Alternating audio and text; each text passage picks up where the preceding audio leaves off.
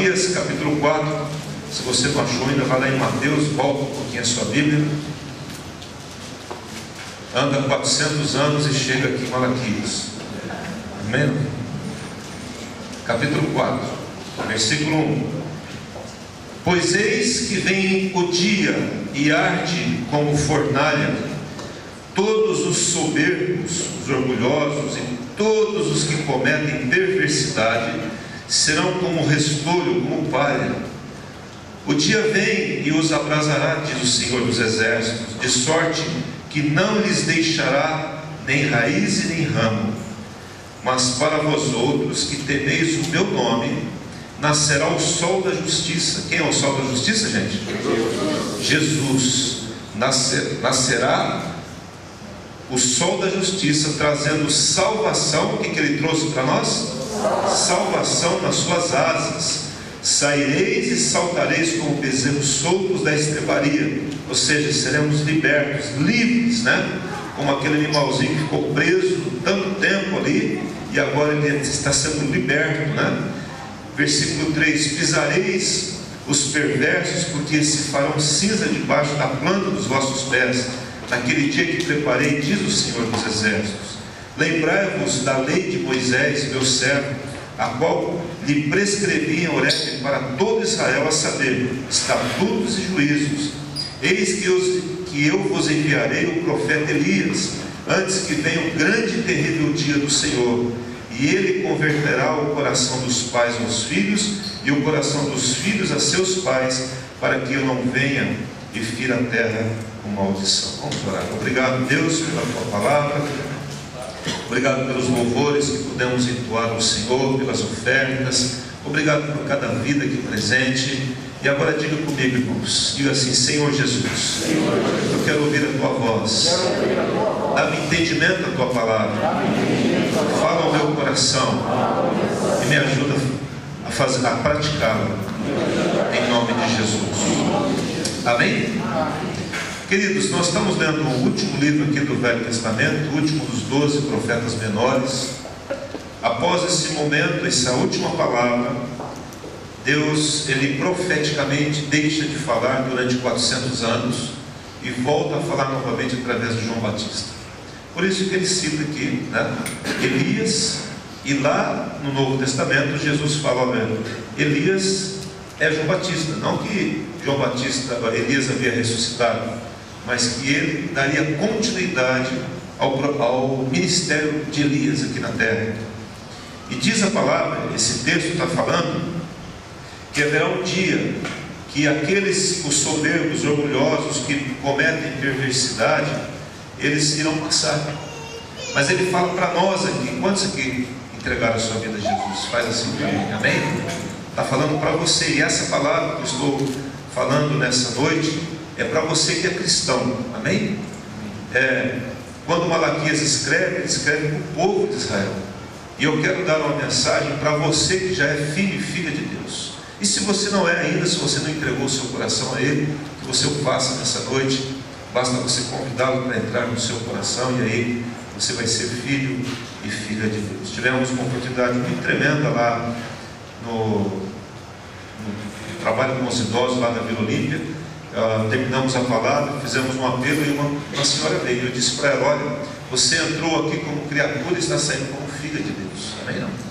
E essa palavra para filhos. Ele fala assim: mas para vós outros que temeis o meu nome, vocês que levam em consideração o meu nome, vocês que têm reverência a mim, vocês que me incluem em toda a sua vida, vocês que me consultam antes de fazer alguma coisa, entre a sua vontade e a minha vontade, vocês fazem a minha vontade.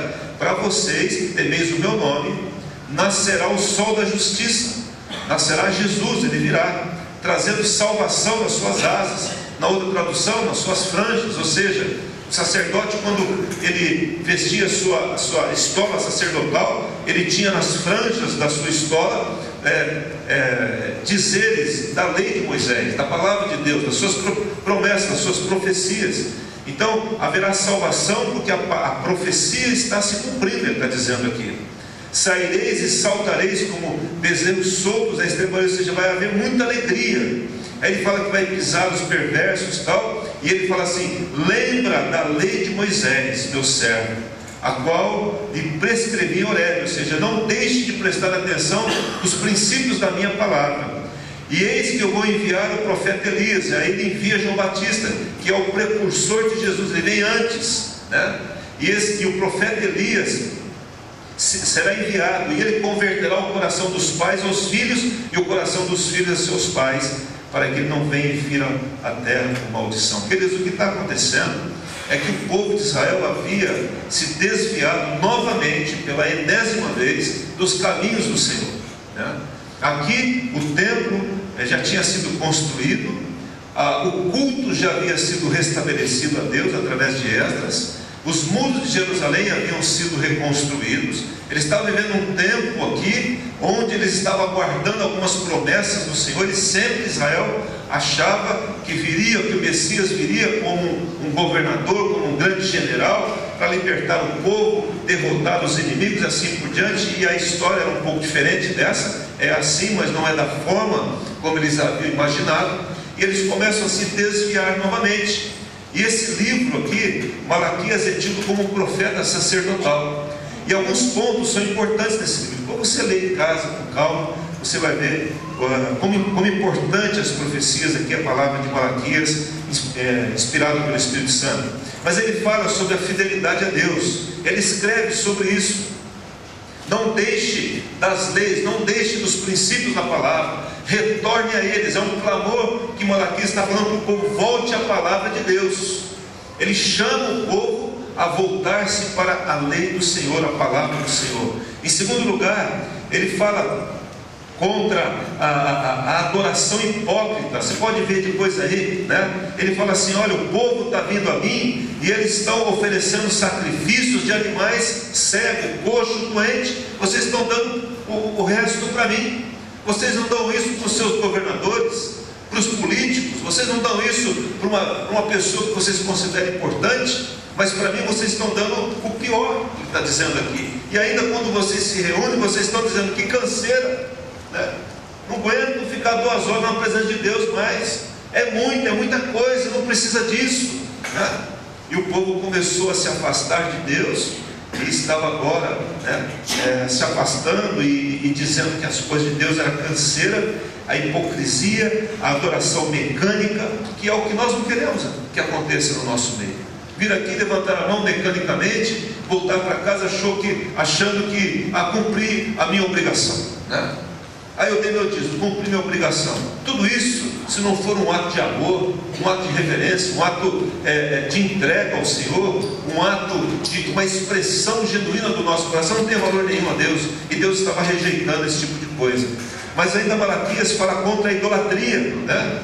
Ora, vocês estão agora se desviando e adotando práticas idólatras e pagãs, né? Parem com isso, Malaquias está dizendo. Ele diz ainda, ele fala sobre divórcio no capítulo 2. Vocês estão trocando de cônjuge. Não é isso que Deus estabeleceu para vocês. Não é da vontade dele a separação, a quebra da família. Por último lugar, ele fala sobre o roubo que o povo estava fazendo a Deus, não dando os seus dízimos e as suas ofertas, que é um texto muito lido a respeito de contribuição. Ele termina aqui dizendo: e ele converterá o coração dos pais aos filhos, e o coração dos filhos aos seus pais. Por que ele cita Elias? Por que ele fala de Elias apontando para João Batista? Porque João Batista foi um grande defensor da unidade familiar. No entanto, ele confronta Herodes, né? Herodes governador. Ele fala: olha, não é lícito você tomar a esposa do seu irmão, está errado isso. E ninguém podia falar nada com uma pessoa investida de tanta autoridade na época. Mas ele se levanta como um profeta e fala: está errado isso. E acaba perdendo a cabeça por causa disso. Ele é morto, né? E essa é uma causa que o levou à morte, né? Mas ele estava lá falando de que isso estava errado. E ele fala: olha, e ele converterá o coração dos pais aos filhos. Queridos, como é que estão as nossas famílias hoje, né? Essa desagregação familiar, né? A gente não se encontra mais às vezes. Os pais não se encontram com os filhos, e os filhos muitas vezes não se encontram com os pais mais. Não há mais aquele sentar-se na mesa para conversar a respeito de um assunto e orar por um assunto. Porque costumeiramente nós vemos, e quando ainda consegue se alimentar juntos ou ter um momento de comunhão a família, aí a pessoa faz o prato e vai para onde? Para frente da televisão. Porque a família deixou de ocupar um lugar central. E por causa da quebra da unidade familiar, a sociedade está decadente, como ela está. Porque o que vale é a minha vida. Estamos vivendo juntos, mas estamos separados. A marido e mulher que se encontram à noite e cansados, e daqui a pouco você vai ver, eles estão mais desunidos do que unidos, apenas se encontram porque não tem tempo mais, arrumaram tantas coisas para fazer que a família está gemendo, está sofrendo, os filhos estão gritando, porque não há mais tempo e não há mais essa interação familiar. O que eu quero chamar a atenção nessa noite é para isso. Como estão as nossas famílias hoje? Será que esse livro foi escrito há cerca de 2.400 anos atrás? Será que a coisa está melhorando ou não? Não. Como é que estão as famílias? Está piorando? Está melhorando? Ou será que depois desse clamor profético, essa palavra profética de que haveria uma conversão, e essa verdade, nós precisamos voltar a princípios, converter é voltar a praticar princípios da palavra de Deus, onde nós devemos considerar um ao outro, estar juntos. E ele está falando de pais de sangue, mas está falando também de pais espirituais. Onde estão os pais espirituais? Aqueles que levam alguém para Jesus e depois eles cuidam daquele como se fosse um filho espiritual, não propriedade dele, do Senhor, mas cuida e dá tempo para isso, e tem tempo para isso. Talvez a palavra que a gente mais ouve falar por aí é que eu não tenho tempo mais, Agora, por que ao invés da família estar se unindo, desse tempo para cá, ela está cada vez mais pulverizada? Cadê os nossos filhos? Onde eles estão? Cadê as nossas esposas, nossos esposos? Cadê? Por isso que quando nós pensamos em iniciar essa igreja, há 11 anos atrás, pensamos em colocar a igreja na família. Porque já há 11 anos atrás e há muitos anos, a família tem sofrido muitos ataques, e há muita coisa contra a família. Tudo parece que conspira contra a família, É uma agressão diária contra a ação e a vida familiar. Abra sua Bíblia comigo, lá em 2 Pedro, capítulo 2. Deixa eu considerar um versículo aqui com vocês. 2 Pedro, capítulo 2, lá no Novo Testamento.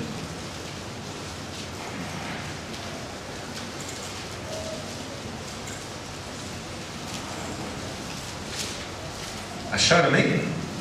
2:20, quem está comigo aí, diga amém. Portanto, se depois de terem escapado das contaminações do mundo, presta atenção, depois de terem escapado das contaminações, quem já escapou das contaminações do mundo aqui? Amém? Não? Você que se converteu, com certeza, mediante o conhecimento do Senhor e Salvador Jesus Cristo, se deixaram enredar de novo. Se deixaram o quê? Enredar. Tem uma tradução aí? Envolver. Envolver. Influenciado. Agarrados e dominados. Enredado é uma palavra que vem de rede. Agora eu estou sendo preso novamente. Me libertei de uma rede e agora estou me deixando novamente prender por ela. E aí deixaram enredar de novo e são vencidos.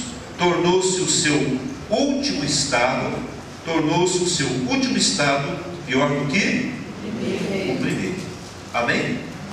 A questão, queridos, que está acontecendo, por isso que eu estou falando para cristãos hoje, crentes, gente que teme a Jesus, que ama Jesus, é para você essa palavra, e é para mim, começando de mim para vocês, é que há um perigo iminente contra nós diariamente. O pastor Eugênio pregou aqui domingo passado sobre não ameis o mundo e nem as coisas que há do mundo, falou muito bem sobre o que é o mundo e as coisas que há no mundo. O mundo é a arma, é o gatilho que o inimigo usa contra você e contra mim. Sempre foi assim. Há uma ação, uma conspiração espiritual contra você e contra mim. Principalmente contra você que um dia entregou sua vida a Cristo. Principalmente para você que um dia como diz o texto aqui, depois de terem escapado das contaminações do mundo, mediante o conhecimento do Senhor Jesus Cristo, nós conhecemos, rompemos aquilo que estava contra nós, quebramos o nosso relacionamento com o mundo, tomamos uma decisão, nos batizamos, ali nós morremos para a nossa vida passada, nascemos novamente, e aí começamos a viver uma vida com o Senhor. Porém, gradativamente, eu disse o quê? Gradativamente, paulatinamente, devagarzinho, 1 milímetro por dia, hoje 1 milímetro amanhã. Se você desviar um navio, um avião, 1 milímetro a cada, quilômetro, daqui a pouco ele está totalmente fora da rota. É assim que acontece. Imperceptivelmente, a gente acaba sendo enredado novamente, amarrado novamente. E diz a palavra, se era ruim inicialmente, antes, pior agora.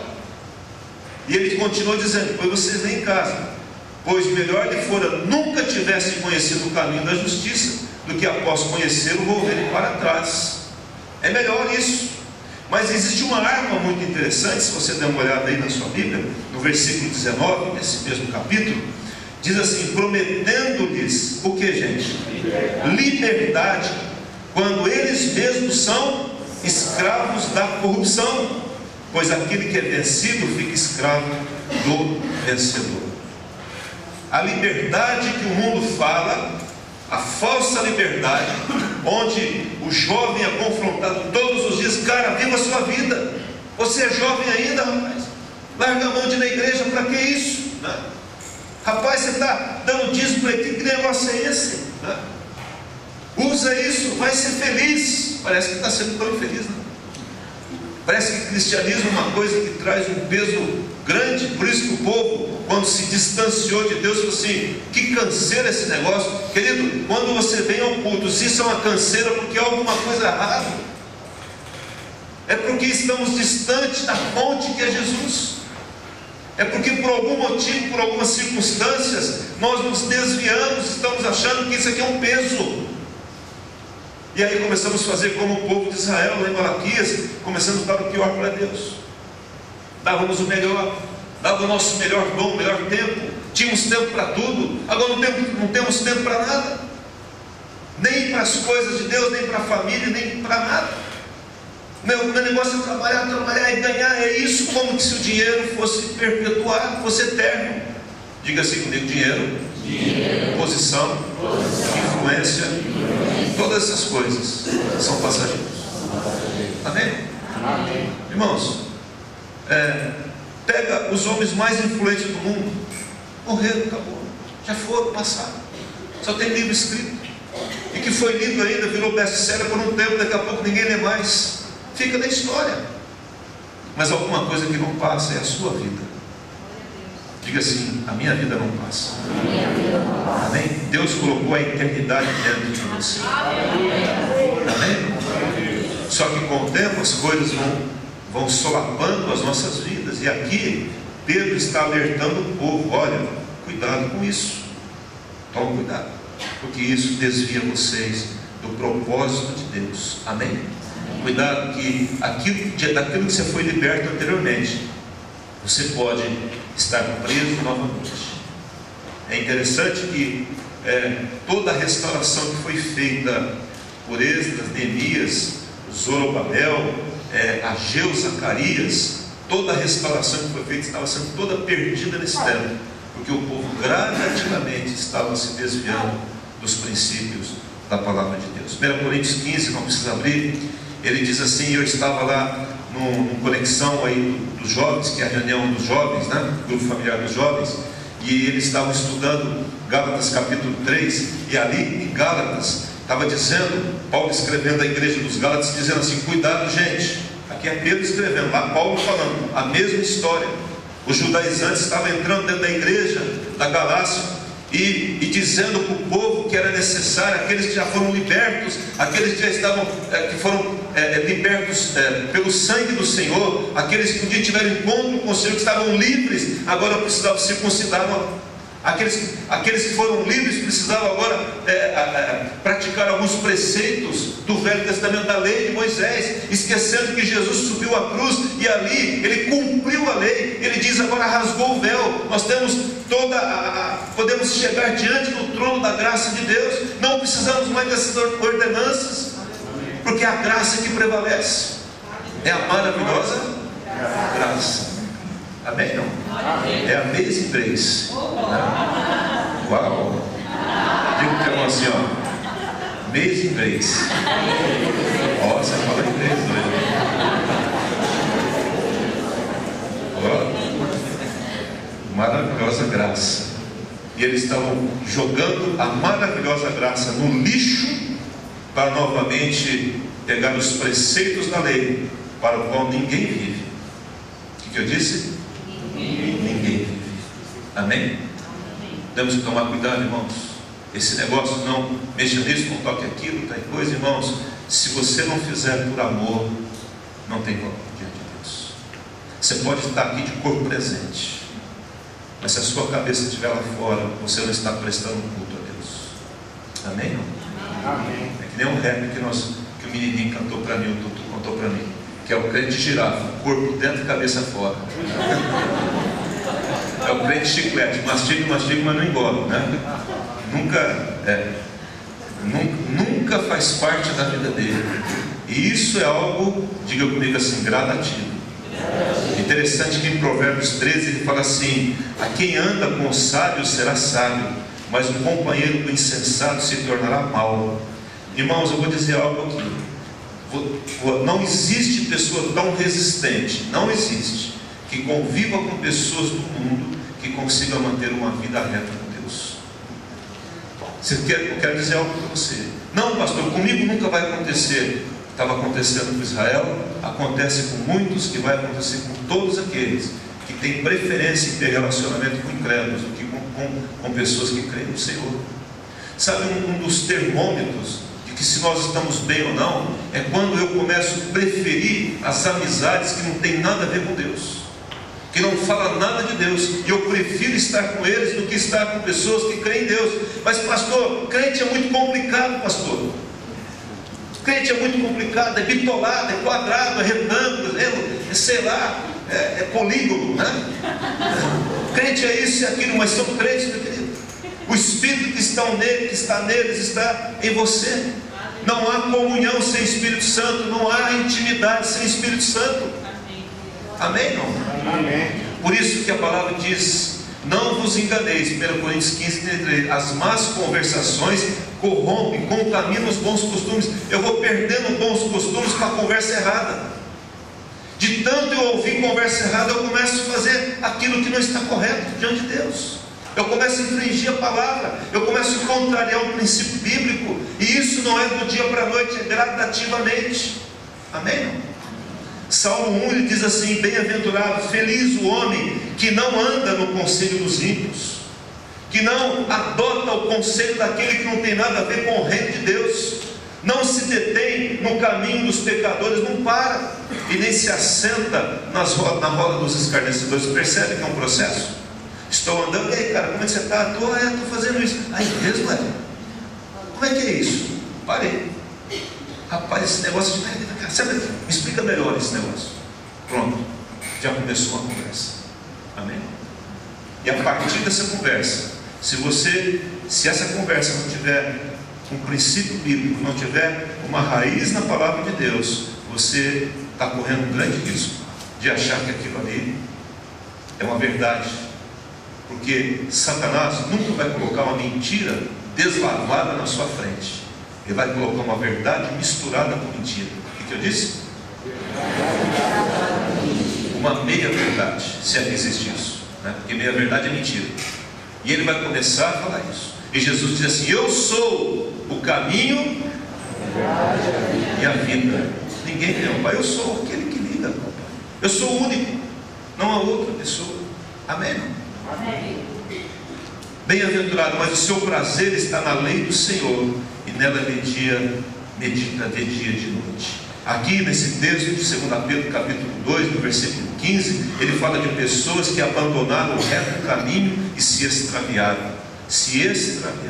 E isso foi gradativamente, paulatinamente, dia a dia. Mas é interessante que nesse capítulo 2 aqui de 2 Pedro, tem um exemplo negativo, e vocês acompanhem comigo. Diz assim, versículo 15: abandonando o reto caminho, se extraviaram, seguindo pelo caminho de quem, gente? De Balaão, filho de Beor, que amou o prêmio da injustiça, recebeu porém o castigo da sua transgressão, a saber, um mudo animal de carga, falando com voz humana, refreou a insensatez do profeta. Agora olha para mim, um profeta que tinha os olhos abertos, que entendia a voz de Deus e passava para o povo, agora ele está sendo seduzido por alguns prêmios. E aí chega um rei e fala assim: ó, vem cá, amaldiçoa Israel. Israel estava reunido, e ele vai lá, e Deus fala: não vai, rapaz. Mas ele fala: deixa eu consultar Deus de novo. Sabe aquele negócio, irmãos? É assim que funciona. Você quer fazer algo que você sabe que não é da vontade de Deus. Quem já quis fazer algo que não é da vontade de Deus? Pode levantar a mão. Pelo amor de Deus. É verdade, você já quis fazer algo. E o que? Pega a mão, você pode levantar. Eu sei que você já quis. Já quis, não tem jeito, irmãos. A nossa natureza é contrária à natureza de Deus. Daquilo que Deus quer, não tem jeito. Aí você sabe que é contrário. Sabe ou não sabe? Você fala assim: peraí. Aí ele vai lá no pastor Marcos: pastor, o que você acha disso? O Marcos vai firme, fala assim: não, cara, vai não, você vai dar errado, tal, não sei o quê. Ó, é pro inferno, hein? É pro inferno. Aí ele fala assim: bom, deixa no pastor Eugênio, que ele é mais o quê? Mais doce, maleável. Mas o pastor Eugênio é firme. O que você acha, pastor Eugênio? Meu irmão, faz um pastor aí para ser bom para você. Sabe, isso pode complicar o seu futuro. Não falou inferno, mas seu futuro. Mas assim, né? Pode comprometer o seu futuro, tá? Aí, esse pastor vou lá no Kelso. Ei, pastor, o que você acha? Então, rapaz, acho que é joia. Legal isso daí. Aí ele vai lá e faz, porque ele está procurando um apoio para o erro dele. Eu estou falando para mim porque eu deixo eu, né? Eles são mais certos que eu. Aí fica assim, e assim foi Balaão. Balaão ficou tentando arrumar uma maneira dele ganhar o prêmio, porque os olhos dele não estavam na vontade de Deus, estavam no prêmio que ele iria receber no presente. Olha, irmãos, haviam 3 reis. Imagina que esse cara ia ficar rico da noite para o dia. Ele falou assim: é hoje que eu vou comprar um alazão de último tipo, né? É verdade, irmãos. E ele perdeu a visão de que ele estava sendo comprado. Queridos, crente genuíno não tem preço, porque ele já foi pago. É incomprável. Cara, se você fizer isso, eu te dou isso. Você, rapaz, está perdendo tempo. Não tem preço, porque Jesus já me comprou. Mas aí Balaão entrou na conversa e precisou de uma mula falar com ele. Tomara a Deus que mulas não precisam falar conosco. Que a gente ouça a voz de Deus pela sua palavra e obedeça a palavra de Deus. Amém? Esse é um exemplo negativo de um homem que deixou-se corromper e depois foi morto de uma forma vergonhosa, né? Mas tem 2 homens aqui que é um exemplo para nós. Vai lá comigo aí no capítulo 2, versículo 5. E não poupou o mundo antigo, mas preservou quem, gente? Quem ouve? Noé, pregador da justiça. E mais quantas pessoas? 7 pessoas. Quando fez vir o dilúvio sobre o mundo dos ímpios. Essas 7 pessoas faziam parte de quem? Era amigo de Moisés. A família, era o quê? Família de Moisés. De Noé. Só para saber se vocês estão prestando atenção.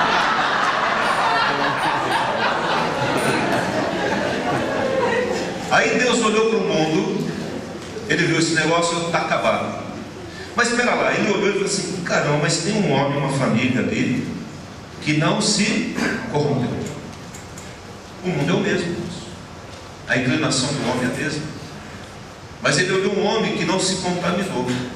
Então, primeiro princípio, é possível viver no mundo sem se contaminar. Amém?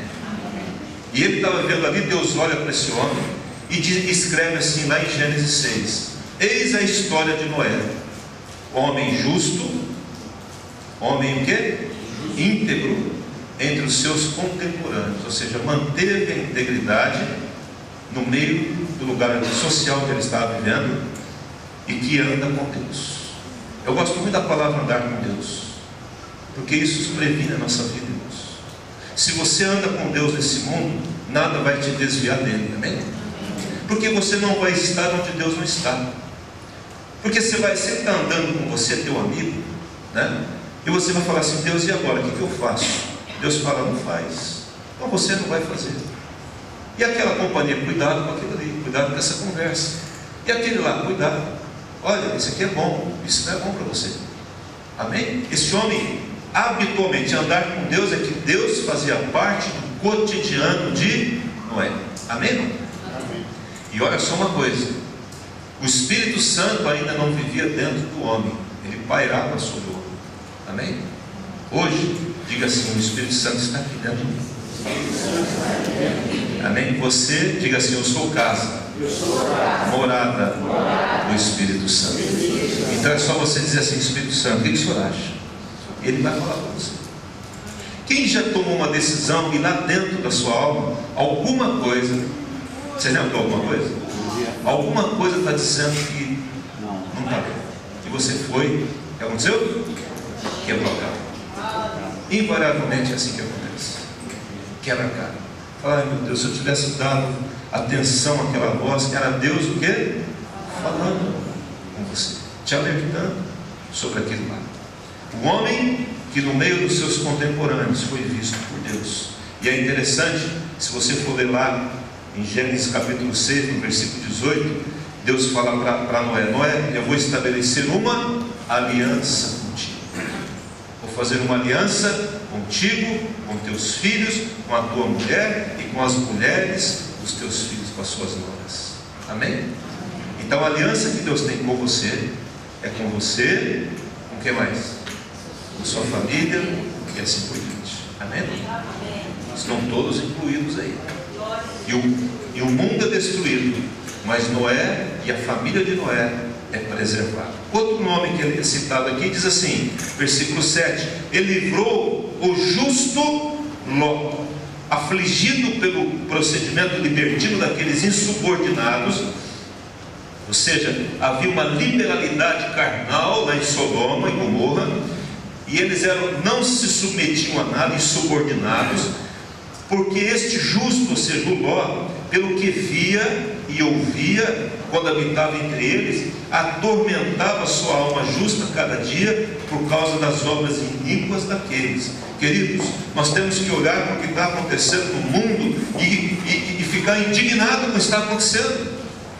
Nós não podemos ver uma notícia de um aborto e falar: não, é assim mesmo. Não, não é assim mesmo. Amém, irmãos? Diz aqui que Ló, ele afligia a sua alma de ver o que estava acontecendo em Sodoma e Gomorra. As cidades estavam pervertidas ao ponto de Deus mandar anjos para falar: será que é isso mesmo que eu estou vendo aqui? Será que esse cheiro que está chegando aqui é esse cheiro ruim que eu estou sentindo aqui? Deixa eu ver lá. E vai lá, Abraão fica intercedendo por Ló. E intercede. E não acha ali 10 justos sequer. E as cidades são destruídas. Mas Deus tira quem? Ló e a sua família. Converterei o coração dos pais aos filhos, dos filhos aos pais. E essas moças eram moças que eram noivas, mas eram moças que no meio de uma cidade corrompida mantinham a sua vida santa com Deus. Moças virgens, né? A corrupção era tão grande que quando os homens daquela cidade queriam abusar daqueles homens enviados por Deus, dos anjos. Olha só, Ló oferece as suas filhas e fala: não queremos os homens. Será que está diferente hoje? Para onde nós estamos caminhando, queridos? E nós olhamos para o mundo e não podemos, nós temos que ficar indignados com isso e orar por isso. e clamar por isso. Quando eu olho, por exemplo, essa seca que está acontecendo, biblicamente falando, toda a grande seca que havia era por causa do pecado do povo. Toda a grande seca. Porque aí Deus não era favorável para com a terra. Por isso que nós temos que nos humilhar, temos que vir aqui na sexta-feira, clamar diante dos céus e falar: Deus, tem misericórdia, Senhor, perdoa o pecado do povo. A corrupção, a imoralidade, os aplausos que são dados a pessoas que não estão totalmente fora da vontade de Deus. Esses dias, eu olhando a reportagem, só se eu estou enganado aqui na minha informação, mas aí fala que houve lá um desvio de dinheiro, uma lavagem de dinheiro, de cerca de quanto? 10 bilhões, 14, irmãos, não é por causa do dinheiro, irmãos, mas, meu Deus, será que, onde que está a justiça nisso? Amém, irmão? Aí eu estive olhando, esse é um valor que o governo destina para a educação no Brasil. Como está a nossa educação? Eu não estou fazendo discurso político, não é isso que eu estou falando. Eu estou falando que nós temos que olhar e ficar como Ló, atormentava a sua alma justa cada dia por causa das obras iníquas. Nós temos que ficar indignados com isso e falar a Deus, e orar pelos que estão dirigindo a nação, para que, Senhor, que entre homens que tenham temor do Senhor, que olhem para o povo, que façam as coisas corretas, em nome de Jesus. É a esperança que Deus tem, é sua e minha, da igreja de Jesus. Amém, queridos? Eu quero terminar falando algumas coisas aqui. O que nos priva da comunhão com Deus? O que nos distancia cada vez mais da presença de Deus? O que nos leva a não andar com Deus a cada dia, como Noé andava? E por isso que ele agradou tanto a Deus. O que nos leva muitas vezes a adotar princípios mundanos e permitir que isso entre na nossa casa, na igreja às vezes, né? Que tristeza isso. Mas eu pensei em 3 coisas aqui. A primeira coisa, é lógico que tem mais coisas, mas 3 coisas para você pensar. Primeiro é a nossa agenda, o nosso tempo, os nossos afazeres e a nossa desorganização com relação às prioridades, com aquilo que deve vir em primeiro lugar. A Bíblia diz lá em Mateus: buscar em primeiro lugar o quê? O reino de Deus e a sua justiça, e todas aquelas coisas nos serão acrescentadas. Buscar em primeiro lugar o reino de Deus. Buscar em primeiro lugar, nos aproximar desse Deus a cada dia. A nossa agenda, nós vamos enchendo a nossa agenda, mas não fazemos um plano de vida às vezes. Qual é o meu plano de vida? Por isso que às vezes nós trabalhamos e não colhemos, porque falta um plano, um planejamento, onde Deus deve estar em primeiro lugar. Amém? Se você colocar no papel, escrever assim: como vai ser minha semana, o meu dia, o que vem em primeiro lugar. E aí, como Deus não está em primeiro lugar, outras coisas começam a tomar o lugar de Deus.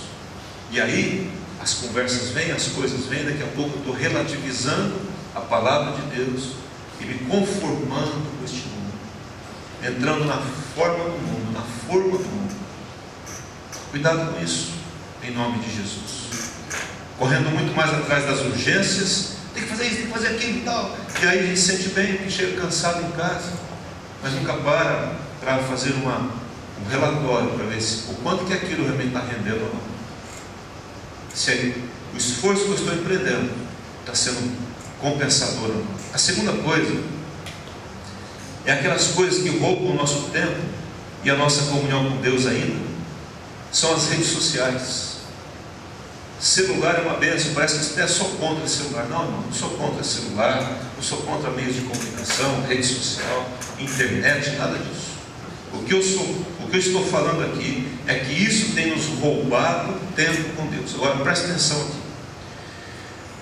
Se você colocar um medidor do quanto de tempo você fica digitando coisas no celular, ou falando coisas no celular que não precisa, ou no computador, e você medir essa quantidade de coisas que você fez, que não precisaria ser feito, é tudo conversa.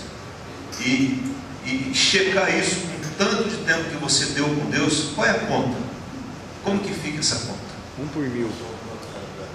Aí não sobra nada, irmãos. Estou falando como pai para filhos. Como alguém que também, já confessei aqui, esse dia eu estava orando, ajoelhado lá, deixei o celular lá, daqui a pouco deu aquela mensagem lá daquele subir lá, né? Era a mensagem chegando. Eu falei, será que é um ponto importante? Aí pensei, será que alguém morreu da igreja, alguma coisa? O Espírito Santo falou assim, desliga isso. Agora eu tenho tempo comigo. Fui lá, desliguei o celular. Quantos dias fazem que você não desliga o celular? Quanto tempo faz que você não desliga o teu celular? Porque aí se eu desligar o celular vai chegar algo tão importante para mim. Importante o quê? O que é mais importante? E é por isso que a nossa vida espiritual acaba ficando frágil, nós ficamos frágeis. Aí com qualquer conversa fiada aí fora a gente acaba falando, será? Né? Agora dá uma olhadinha nesse vídeo aqui. Social media is great. It connects you to the world and the people you love. You can chat with your family or share a meal with friends and watch cute little cats do unbelievable things. Look, she sticks her head out of the box. But there are times when social media can get in the way of the real world. Remember that? It's the thing that happens when you run out of battery. That's why we've developed the Social Media Guard. It takes the social out of media and puts it back into your life. Let's see how it works.